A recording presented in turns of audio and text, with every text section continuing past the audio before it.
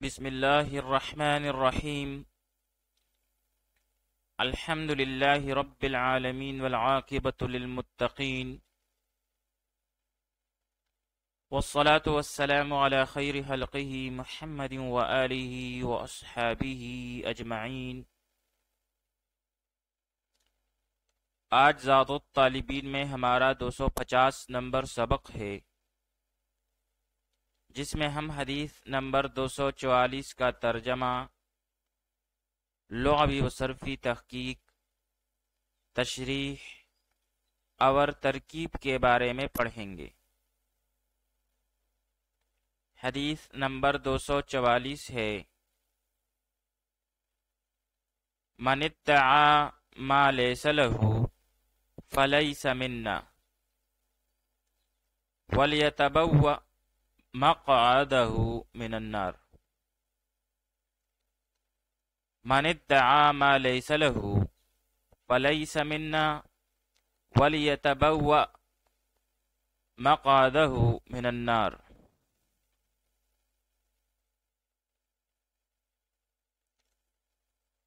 من ادعا، جس نے دعویٰ کیا ایسی چیز کا، ما لیس له، جو نہیں ہے اس کی، فلیسا،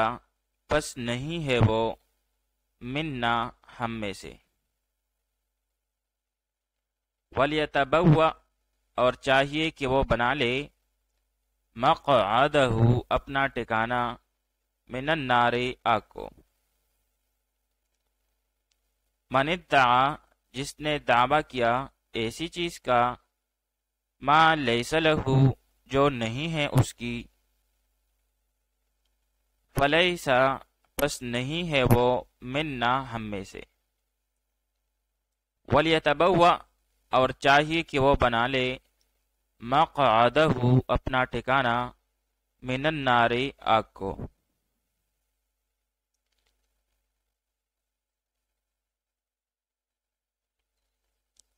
اب یہاں ادعا سیاب واحد مذکر غائب،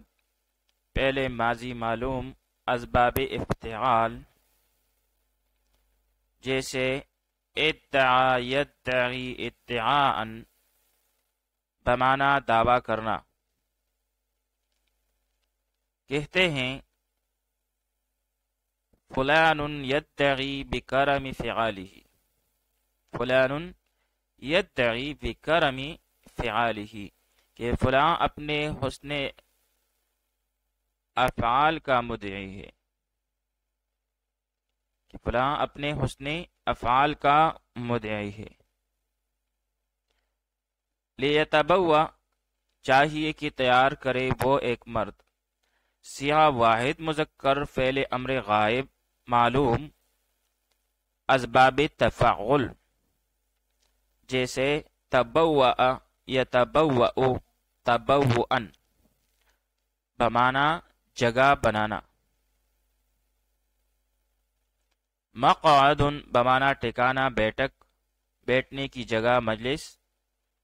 سیاہ واحد مذکر اسم ظرف، اسباب نصر ینصرو، جیسے قعد یقعد قعودا، بمعنی کڑے ہوئے کا بیٹھنا۔ آئیے اب اس حدیث شریف کی تشریح پڑھ لیتے ہیں۔ اس حدیث شریف میں کسی چیز پر جھوٹا دعویٰ کرنے سے منع کیا گیا ہے، اور فرمایا گیا ہے کہ جھوٹا دعویٰ کرنے والا اپنے آپ کو جہنم میں سمجھ لے۔ اس سے معلوم ہوا کہ عدالتوں میں جھوٹے دعوے سے زمین، مکان اور دیگر اشیاء کا حصول ناجائز ہے، اور عدالت کے فیصلے کے باوجود یہ چیز اس کے لیے حرام ہے۔ مسلمان کی طرح اس کا مال بھی محترم ہے، بغیر اس کی اجازت کے مال لینا حرام ہے۔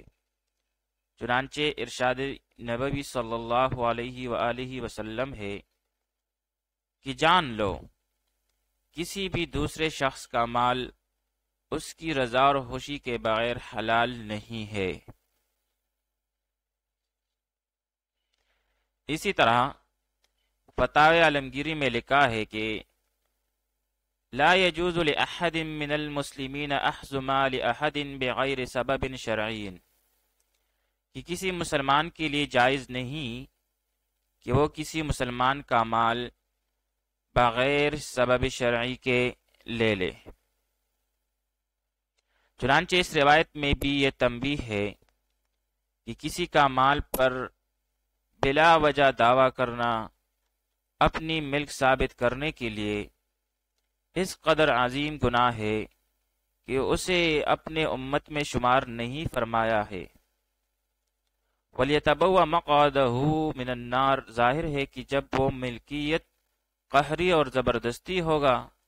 تو اس کا ٹھکانہ سوائے جہنم کے اور کیا ہوگا۔ لہذا ایسا کرنا مسلمان کی شان کے مناسب نہیں، اور ایسے شخص کو مسلمان برادری کا فرد نہیں سمجھا جائے گا۔ آئیے اب اس حدیث شریف کی ترکیب پڑھ لیتے ہیں۔ من ادعا ما لیس لہ، من متضمن معنی شرط کے لیے، من جازمہ، ادعا فعل ہے، سیاہ واحد مذکر غائب، پہلے ماضی معلوم، اور اس میں ہو ضمیر مستتر جائز اور استتار مرفوع محلن ہو کے اس کا فاعل، پھر ما موصولہ، لیسا فعل ناقص، اور اس میں ہو ضمیر مستتر اس کے لیے جو ہے یہ اسم ہے، لہو جار مجرور مل کر یہ متعلق ہے کائنن محذوف کے ساتھ، کائنن سیاہ اس میں فاعل اور اس میں ہو ضمیر مستتر اس کا فاعل، پھر سیاہ اس میں فاعل اپنے ضمیر فاعل اور متعلق کے ساتھ مل کر شبہ جملہ ہو کر یہ خبر ہے لیسا کے لیے، پھر لیسا اپنے اسم اور خبر کے ساتھ مل کر جملہ فعلیہ خبریہ ہو کر یہ صلہ ہے ما قبل کے ما موصولہ کے لیے، پھر موصول صلہ مل کر یہ مفعول بہ ہے ادعا فعل بفاعل کے لیے، پھر فعل اپنے ضمیر فاعل اور مفعول بہ کے ساتھ مل کر جملہ فعلیہ خبریہ ہو کر شرط، اور آگے کا جملہ اس کے لیے جزا ہے فلیسا منا، فلیسا اس میں فا جزائیہ، لیسا فعل ناقص اور اس میں ہوا ضمیر مستتر اس کا اسم، اور منا جار مجرور مل کر یہ متعلق ہوا کائنن محذوف کے ساتھ، کائنن سی اس میں فاعل اور اس میں ہوا ضمیر مستتر اس کا فاعل، پھر سیاہ اس میں فاعل اپنے ضمیر فاعل اور متعلق کے ساتھ مل کر شبہ جملہ ہو کر یہ خبر ہوئی لیسا کے لیے، پھر لیسا فعل ناقص اپنے ضمیر اسم اور خبر کے ساتھ مل کر جملہ فعلیہ خبریہ ہو کر یہ معطوف علیہ ہے کیونکہ اس کے بعد واو عاطفہ ہے، لیتبوأ فعل امر غائب اور اس میں ہوا ضمیر مستتر جائز الاستتار اس کا فاعل، مقعدہ مضاف مضاف الیہ مل کر مرکب اضافی ہو کر یہ مفعول بہ ہوا لیتبوأ فعل کے لیے، اور من النار جار مجرور مل کر یہ متعلق ہوا لیتبوأ فعل کے ساتھ، پھر فعل اپنے ضمیر فاعل مفعول بہ اور متعلق کے ساتھ مل کر جملہ فعلیہ انشائیہ ہو کر معطوف، اور پھر معطوف علیہ اور معطوف مل کر جملہ معطوفہ ہو کر یہ جزا ہے ما قبل کے شرط کے لیے، اور پھر آخر میں شرط اور جزا مل کر جملہ شرطیہ ہوا۔ وصلی اللہ تعالی علی خیر خلقہ محمد وآلہ واصحابہ اجمعین۔